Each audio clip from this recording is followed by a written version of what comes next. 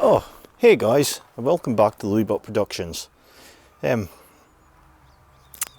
is normally where I say, if you like what you're seeing on the channel, remember hit the subscribe button to keep up to date with all the latest videos and everything coming to the channel. And I usually do a bit of an explanation, I'm sure, of what's coming to the channel. I don't think I need to do that today.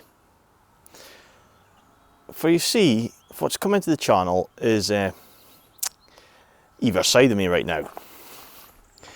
It's quite an interesting story, this pair, because I got them in the same place. But it's not to do with where they came from, it's to do with who made them. I'm sure a lot of you will recognise this bright yellow Rialto on my right hand side, because we've got a Rialto in the collection already. Apart from, this is the saloon, and it's not just a Rialto, because the other one I've got is a Rialto 2. This one is a Rialto GLS. It's 1982, so this basically took over from the Mark 1 Robin, which I'll sneak in a photo here just so you guys know what it was.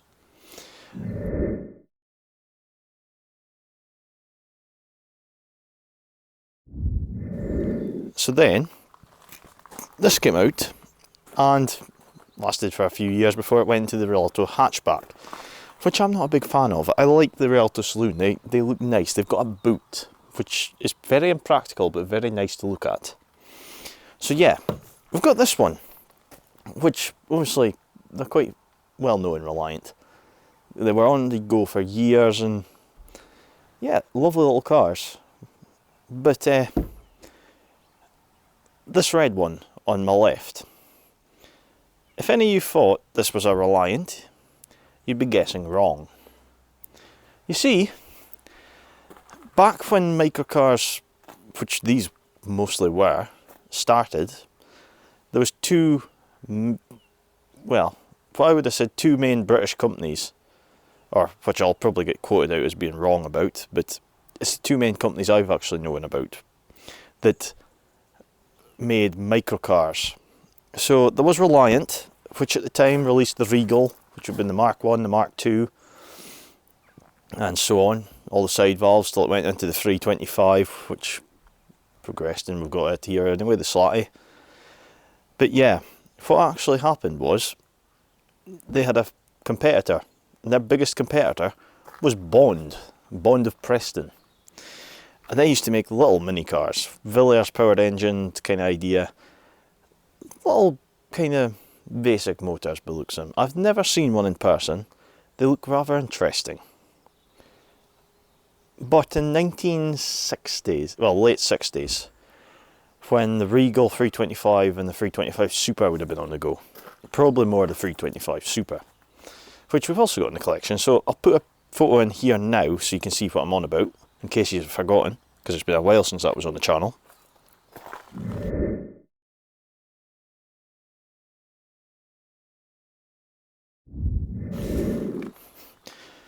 So Reliant had that.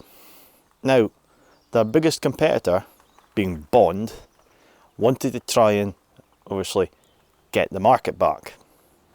So what they did was they took, really, I guess you could say, ahead of their time in a way, but shouldn't have been.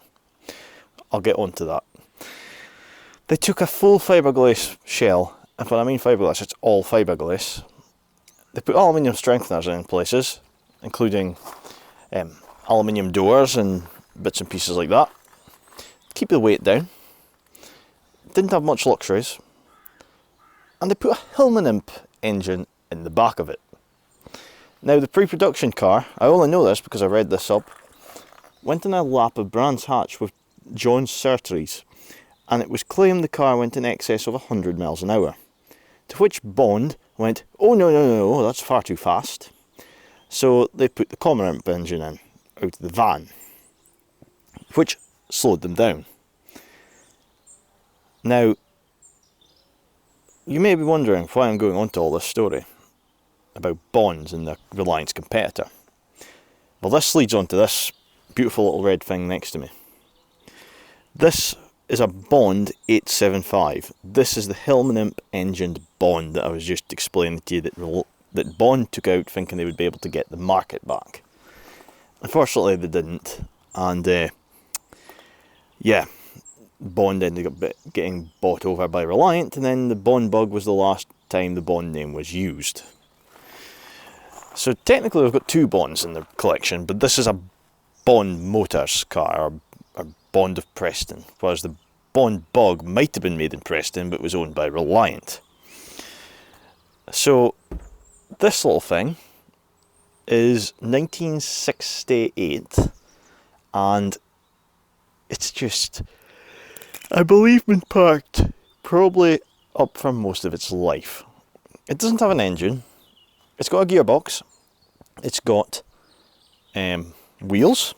It's got two hubcaps. It's got doors. All the windows, including this one, which I've been warned very, very much, quite a lot now, don't break it, you won't find another window. So that's going to be very careful putting that back in. So yeah, what it is it's just bonkers really. But what the plan is to do is completely restore this Bond 875, and I've actually given it the wrong name. It's a Bond 875 Ranger. For you see, the 875 came in two forms. The 875 Saloon, which would have had a window in here, and the 875 Ranger. The biggest change being, it doesn't have a window here, and instead of having a, well, it doesn't have a, I don't actually think they even have a boot. I think they've just got an engine flap in the back of them. But as for this one, which is very lucky, I can just pick it up and show you. This is a hatchback. The vans were all hatchback for some reason. I'm not entirely sure why. You'd have thought a hatchback car would have been better. The van actually looks easier to work on as well. And I'm sure you can tell the boot lids, the hatchback is not actually attached to the Bond anymore. Although the hinges are there, it's just not on. So, I guess, instead of continuing the story with this, let's go to this one and have a look around it, and then we'll come back and talk about the Bond. So, I thought rather than start at the front, where you've been looking at, we should start at the back, for this is what I really like about this style of the Rialto. Unlike the Mark I Robin, where it's got a fold-up glass hatchback so you can get into the boot, Rialto's changed everything. So now you do this, and there's a boot. It's a lovely little boot. It's also packed of stuff because I haven't emptied it yet. The rest of the car, funnily enough, is empty. I just haven't gone to sorting this bit. So that's on my to-do list for today. It's a lovely, simple little car. And I just love the fact it's got a boot. And the distinctive clunk to know, yes, it's shut. It's also been fitted with a few extras. As you might see at the bottom of the car, there's a reversing light at one side, and that's a fog light that's hanging by a couple of wires. That's also on my to be fixed list. But it's a lovely shade of yellow, and this is going to only get better because I haven't polished it yet. So hopefully after I polish it, it's going to absolutely shine. Although it will probably show up some of the age-related touch-ups it's had. Likes of this one here, which I might actually try and sand back down to the old paint and clean it up again, because it would be a lot more better than leaving bits of touched up paint on it. So there's not much more to see actually at the back of the car. That is basically it. The Mark I version of the Rialto, which this is, because it's an early Rialto, had these styles of bumpers, whereas the later ones had plastic surround bumpers all the way around here. And I'm quite annoyed because I thought I cleaned all this yesterday, and I've realised now that I've come down to the level of it, I've missed some moss. So that's going to be on the to-do list as well to clean today. I'm also going to pull this seed out of here because that tree seed's been in that exhaust since I got the car. So yeah, there's going to be a few bits to clean on the back of it. Now, there's not much more to show you here, so the best thing to do is let's go inside the car next and I'll show you that, because that has actually been hoovered out. So let's go and have a look. Right, so here we go. Open the door. And yes, the Rialto GLS came with cloth seats. pretty straightforward. The engine hatch is open because I have been tinkering with it a little bit since I got it. And it's a rather clean little motor. Plenty of bits and pieces with it. Obviously that seat's seen a bit of use. But it's a rather clean little car. And what I recently discovered, as I get sat inside it, what I thought was, oh, it's just a blanking panel. No, it's not. It's actually a radio. So this car has got a, what is it? A Philips radio. So let's push that back on there and hide it. It's also got a voltmeter and quartz clock, which was the optional extras for the GLS. Or what actually came with the GLS even, I should say. Because the optional was picking a GLS, which came with all this stuff. It's a lovely little looking car. I haven't cleaned the steering wheel yet, obviously, so it does look a little bit messy. I actually think birds have been coming in through the engine bay and sitting in here, because that's definitely not that pleasant, what's on there. So the door cards, again, very basic. Not much luxuries to them. It's also had an extra brake stoplight fitted. It's got two bits of the headlining I need to sort, which is that two rear panels. And spin around quick. Everything else is pretty much good condition. Apart from that, when I had the battery on it, that didn't work, so I'm going to have a look at the light. But usually it's just the contacts that sees up, which could have been in this case as well. Right, there we go. So that's the. Get my mic away from the face of it. Oh look, I'm actually dusty as well. So yeah, that's the inside of the Rialto. There's not much to it. Well, there is a lot to it actually, because it's the GLS, which is the top of the range Rialto of its time. But what I think we should do is have a quick look at the engine, and then we'll go to that red thing over there, because it's quite fun and there's a little bit more to look around it.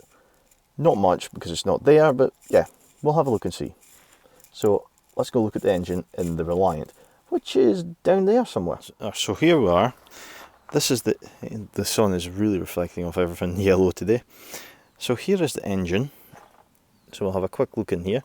The only thing I know I need to change today is that solenoid, because it's not turning the engine over. The engine is free, it does rotate, but it just doesn't turn over itself.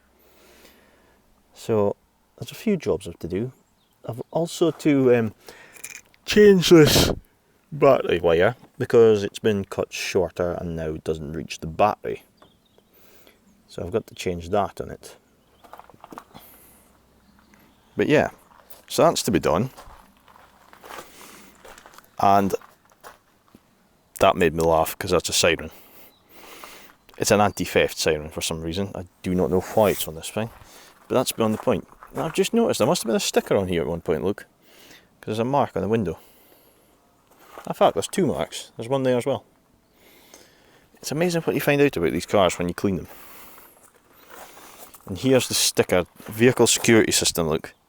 It's a vehicle security system and a vehicle that, yeah. There's not much more to say about that, really, is there? Right. So that's enough on the Rialto. Unless we have a quick... No, we don't need to walk around it, actually.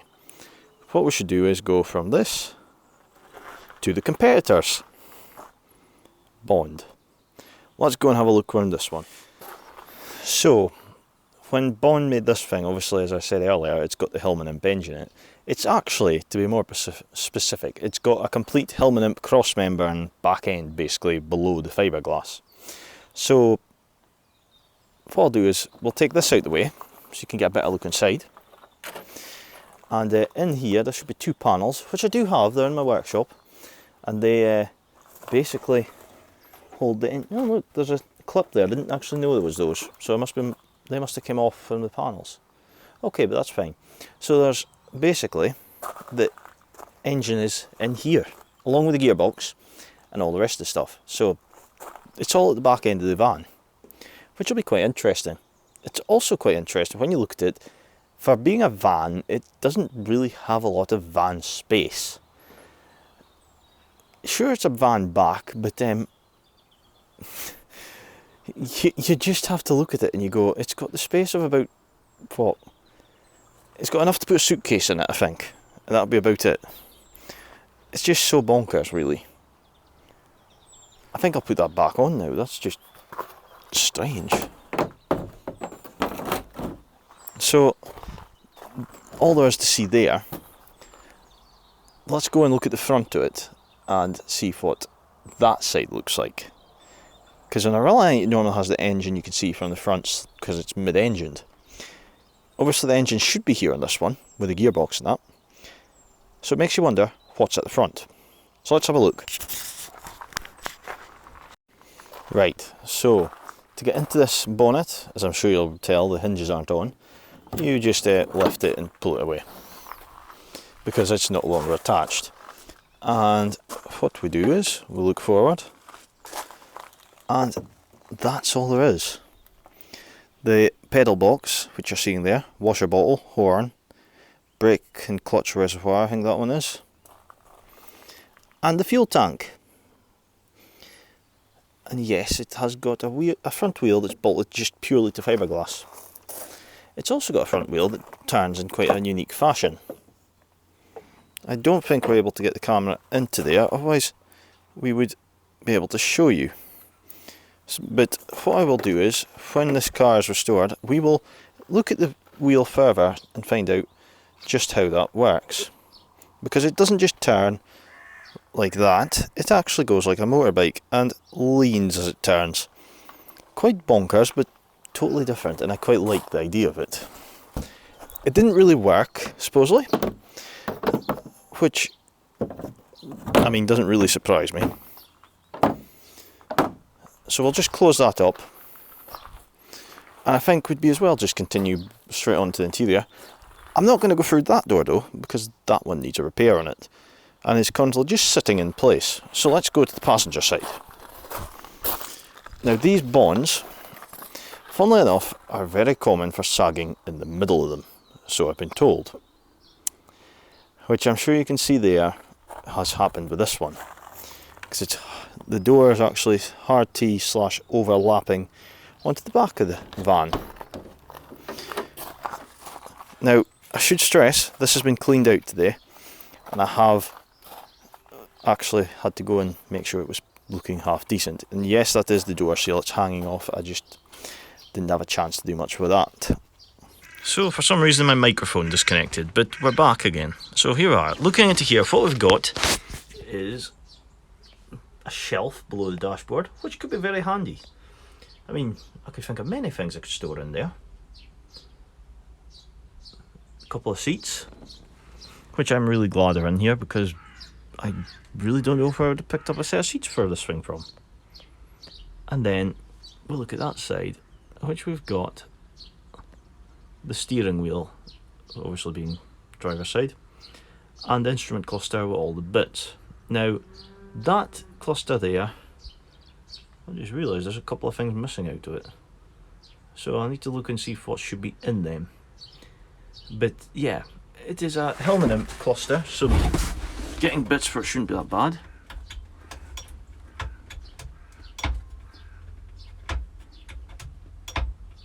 I don't know what that does, but yeah, interesting. Switch missing from there. That looks like headlights or dip in full beam. This is horn and I believe indicators on the far side. I'm just learning myself before I tell you rubbish. So yeah, it's pretty basic. As you can see, little nice headline in the top. But yeah, not much else. Door handle. The door cord. And yes, it is one of these vans. You need to do a bit of working out to get it to shut properly. So yeah. Now, I think we'll go and jump to the front of the vehicles again, and I'll just have one last look at them before I go and crack on with some work. I would film it, but it's not going to be the most exciting.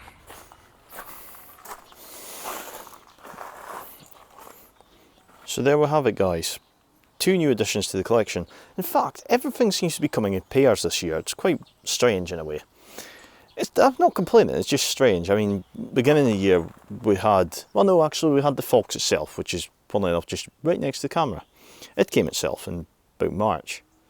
Then we had the Rialto and the Mark II Robin, both the same time.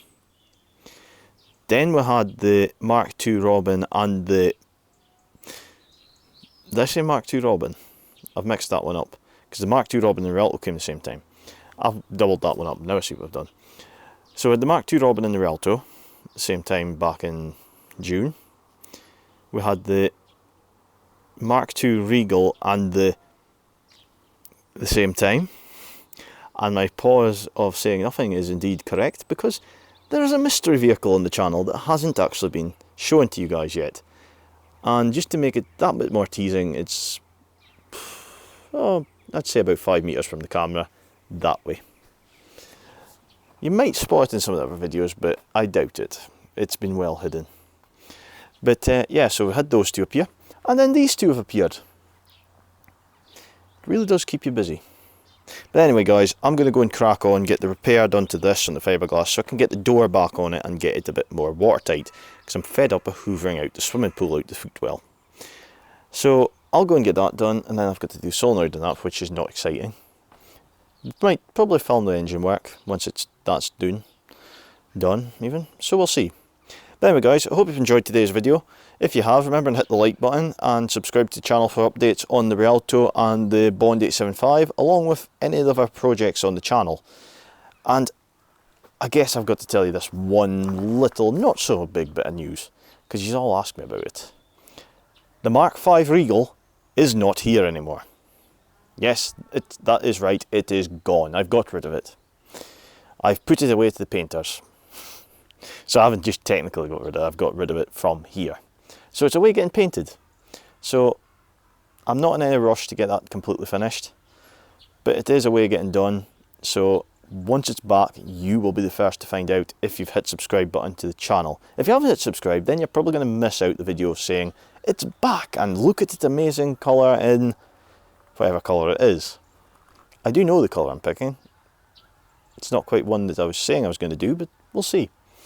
So remember and hit the subscribe button if you want to keep up to date with that as well. And yeah, I'm going to go and crack on and do some work, because I don't want to be able to do this at the end of the day. I want to be able to open it and close it by itself. So yeah, I'll have to go and do that. But anyway, guys, thanks for watching, and we'll see you next time.